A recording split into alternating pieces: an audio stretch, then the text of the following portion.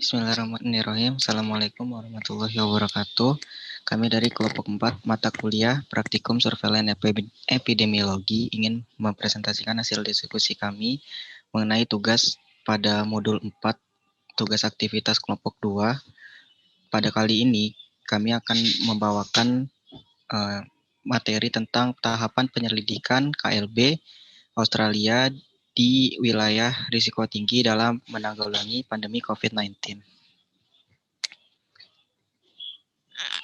Kelompok kami terdiri dari 4 orang anggota, yakni ada Faiza Nabila, Rida Rodatul Jannah, Sylvia Wulandari, serta saya sendiri Muhammad Alfarezi.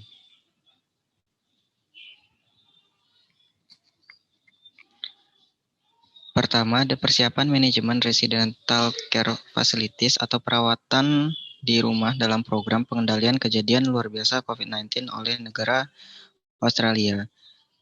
RCF ini harus memastikan bahwa mereka siap secara penuh dalam menghadapi KLB COVID-19, karena RCF merupakan salah satu upaya pemerintah untuk memberikan pelayanan kesehatan yang terbaik selama wabah berlangsung. RCF dapat menyokong kesehatan masyarakat, baik perawatan COVID-19 maupun perawatan kesehatan lainnya tanpa harus menuju pusat pelayanan kesehatan.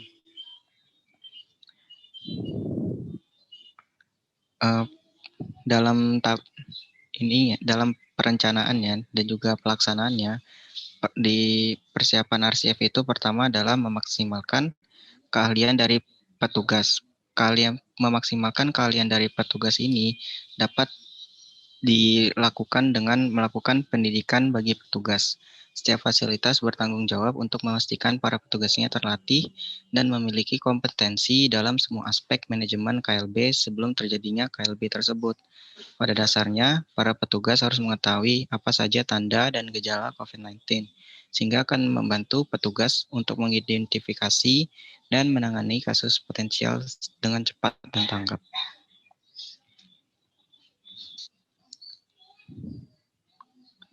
Selanjutnya, pada pendidikan petugas ini, topik-topik pendidikan dan pelatihan petugas harus mencakup gejala dan tanda COVID-19, tingkat risiko paparan dari COVID-19 tersebut, baik itu termasuk menyadari area geografis, risiko penularan, riwayat perjalanan, serta kontak penularan, kebersihan tangan, etika bersin dan batuk, serta prinsip pencegahan dan pengendalian infeksi, termasuk dalam standar kewaspadaan dan transmisi, penggunaan APD yang sesuai, dan juga pelatihan berbasis kompetensi tentang bagaimana memakai dan melepas APD dengan benar.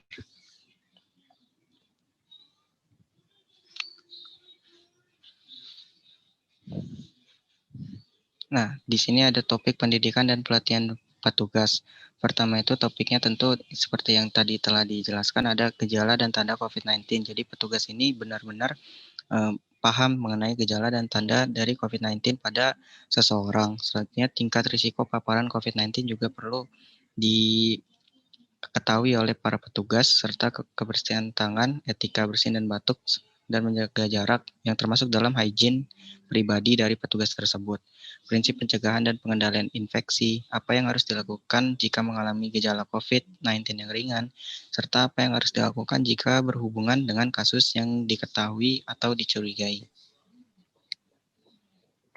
Baik, selanjutnya adalah topik pendidikan dan pelatihan petugas lanjutan, yaitu yang pertama adalah persyaratan pelaporan kasus kepada Public Health Units, atau disingkat dengan PHU. Nah, PHU ini di Australia berfungsi untuk melindungi kesehatan di masyarakat, kemudian mencegah terjadinya penyakit, kecelakaan, dan juga luka di masyarakat, dan yang terakhir adalah mengenai promosi kesehatan.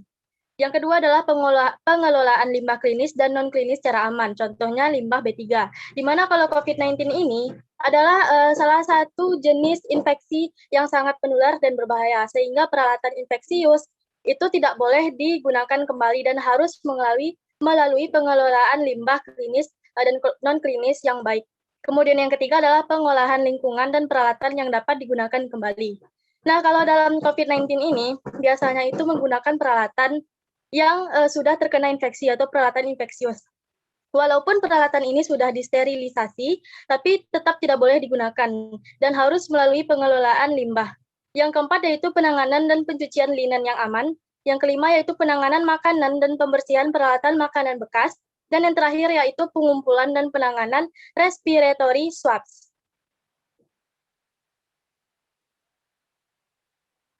Nah, berikutnya adalah implementasi program IPC yang berkelanjutan, di mana di sini ada 4 macam. Yang pertama yaitu kontrol fisik dan administratif yang sesuai, di mana kontrol fisik ini merupakan pencegahan atau pengendalian infeksi COVID-19 yang dilakukan oleh setiap individu. Contohnya menggunakan masker, kemudian menjaga jarak, dan sebagainya. Selanjutnya adalah administratif yang sesuai, yaitu pemerintah mampu mewujudkan suatu kebijakan atau regulasi yang bermanfaat dan memberikan pengendalian yang sesuai COVID-19 ini.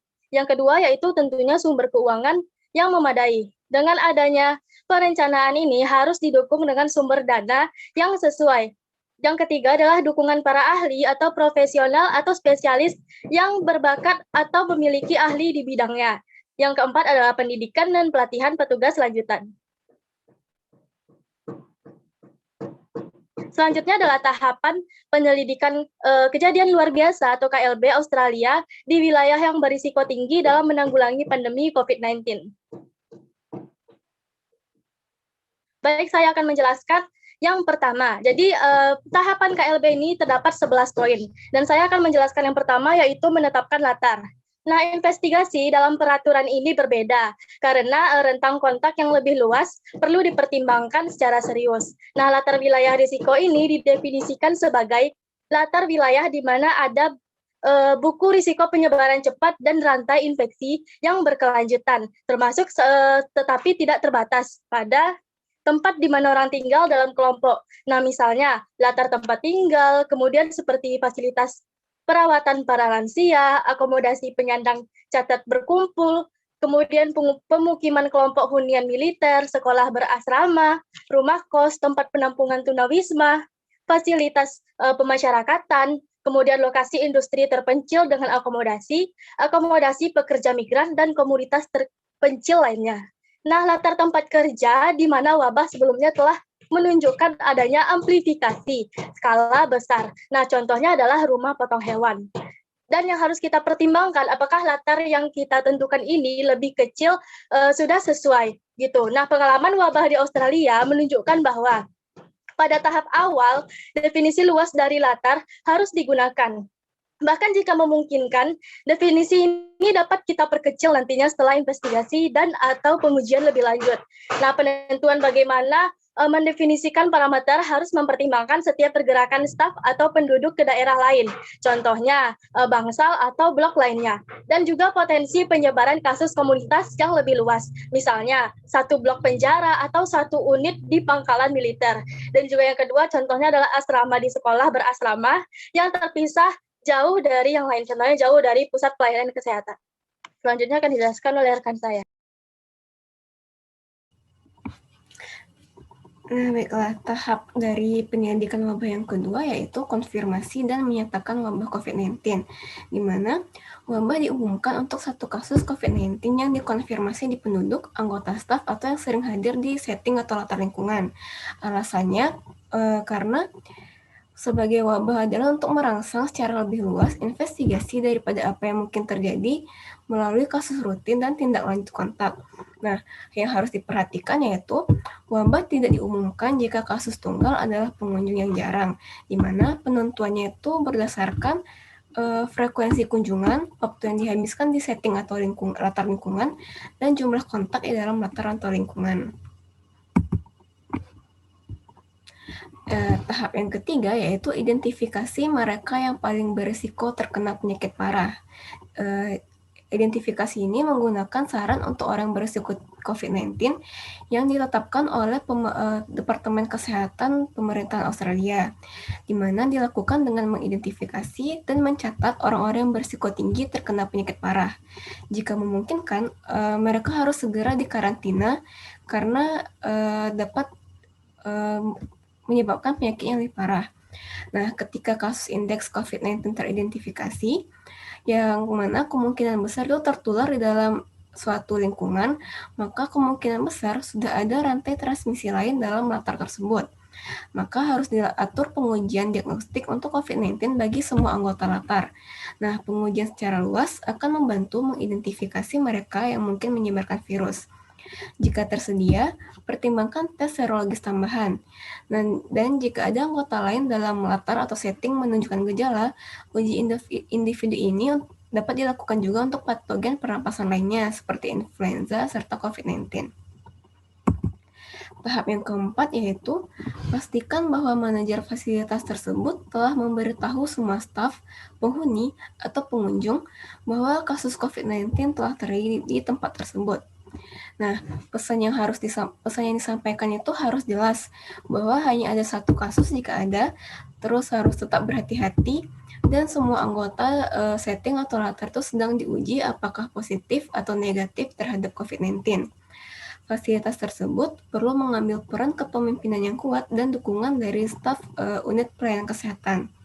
Dan pada awal wabah itu, kantor negara bagian Departemen Kesehatan Pemerintah Australia atau Australian Government Department of Health State Office harus dilibatkan bersama dengan Komisi Keamanan dan Kualitas Perawatan Lansia atau Aged Care Safety and Quality Commission. Nah, selanjutnya tahap yang kelima yaitu memberitahu staf tentang peningkatan pelaksanaan tindakan pencegahan dan pengendalian infeksi dan mengembangkan proses untuk pencegahan infeksi dan observasi pengendalian yang berkelanjutan. Nah, tindakan pencegahan dan pengendalian infeksi yang ditingkatkan ini dirinci dalam ahli pengendalian infeksi grup pencegahan dan pengendalian infeksi COVID-19 untuk fasilitas perawatan hunian yang telah ditetapkan oleh Departemen Kesehatan Australia. Sedangkan anjuran dalam pedoman disesuaikan secara khusus dengan setting atau latar fasilitas perawatan residensial, prinsip, dan tindakan dapat diterapkan pada latar ataupun yang berpotensi untuk penularan cepat. Nah, pastikan semua staf telah menyelesaikan pelatihan pengendalian infeksi baik secara langsung maupun online, dan pastikan bahwa fasilitas menunjuk petugas audit pencegahan dan pengendalian infeksi. Dan petugas tersebut harus hadir di tempat setiap hari sampai wabah selesai. Nah, peran petugas ini adalah harus mengamati praktik sehari-hari dan memberikan saran kepada staf jika diperlukan. Petugas audit pencegahan dan pengendalian infeksi juga harus melaporkan setiap hari kepada tim manajemen wabah terhadap perkembangan kasus wabah yang terjadi. Yang selanjutnya yaitu mengumpulkan informasi, di mana informasi itu dikumpulkan ke dalam daftar yang menggambarkan orang yang terinfeksi menurut variabel orang, tempat, dan waktu. Nah, jika tersedia peta wilayah seperti peta yang digunakan untuk mengidentifikasi titik evakuasi, itu dapat digunakan untuk mengidentifikasi lokasi kasus. Nah, yang harus informasi yang dikumpulkan itu yaitu cari daftar nama staf atau karyawan yang berada dekat dengan kasus indeks dan pertimbangkan diagram rantai infeksi. Selanjutnya akan dijelaskan oleh rekan saya. Selanjutnya, tahap ke-7, dalam fasilitas perumahan, pastikan staf membentuk tim manajemen wabah yang bertemu dalam beberapa jam dari identifikasi kasus. Tim ini tidak boleh menjadi bagian dari manajemen fasilitas sehari-hari. Panduan tentang siapa yang harus menjadi anggota tim dapat ditemukan di website Dinas Kesehatan Australia. Selanjutnya, tahap ke-8 yaitu mengidentifikasi dan memastikan staf menginformasikan pemangku kepentingan internal dan eksternal yang relevan. Maksud di sini, karena bentuk tindak lanjut dalam penyelidikan wabah ini adalah mengirim pesan ke pemangku kepentingan yang lain, seperti keluarga di sekolah berasrama atau fasilitas penitipan lansia. Lembaga lain yang terlibat dalam pengawasan fasilitas juga harus diidentifikasi. Selanjutnya, tahap ke-9, pisahkan dan obati individu yang hasilnya tes positif. Karantina sebaik mungkin orang-orang yang tes negatif dan tanpa penyakit. Individu dalam kelompok karantina ini dianggap rentan atau sedang dalam masa inkubasi. Selanjutnya, tahap ke-10, jika memungkinkan, mulailah program tes ulang untuk mereka yang berada di karantina. Tahap ini akan mengidentifikasi mereka yang memiliki gejala awal untuk memungkinkan pemindahan dengan cepat dari lingkungan. Pertama, setiap babak pengujian mereka PCR positif sedapat mungkin dipindahkan ke kelompok positif isolasi. Kedua, di babak berikutnya hanya mereka yang PCR negatif harus diuji. Soalnya screening gejala harus dilaksanakan setiap hari untuk kohort negatif atau yang dikarantina. Selanjutnya, tahap ke-11 yaitu identifikasi tempat yang sesuai di mana individu dapat dikelompokkan bersama menjadi isolasi orang sakit atau mengarantina orang yang terpapar. Karena di lingkungan pemukiman, metode kohort karantina dan isolasi berdasarkan gejala dan atau PCR hasil tes memberikan penghuni dan staf tingkat kemandirian yang lebih tinggi dalam akar dan menghilangkan hambatan untuk perawatan dan dukungan yang muncul saat isolasi individu terjadi. Ini adalah sebuah intervensi pengendalian penyakit yang penting untuk mengelola wabah. Selain itu, karantina dan isolasi berbasis kelompok untuk penduduk positif PCR mengurangi jumlahnya APD sekali pakai diperlukan. Jika memungkinkan, latar tertutup dapat mempertimbangkan penggabungan proaktif dari staf dan penduduk